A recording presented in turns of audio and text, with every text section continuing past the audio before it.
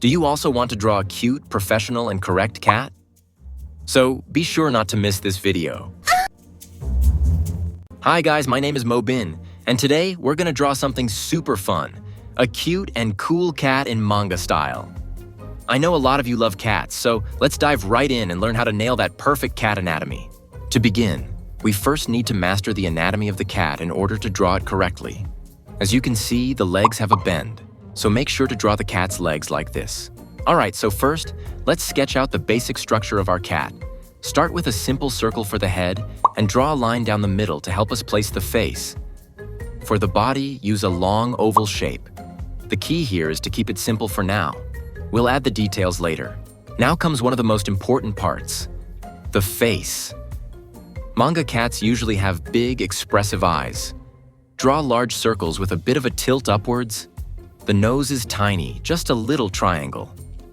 And for the ears, sketch 2 soft triangles that point slightly outwards. These features will really bring out the cuteness. Of course, I want to draw a drunk cat here. Alright, let's move on to the body and legs. Imagine the body as a long, stretched oval. Keep it smooth and sleek. The legs should be short and kinda chunky to make the cat look extra cute. Cats always have this soft, rounded feel, so make sure your lines reflect that. Don't forget to draw the little round paws.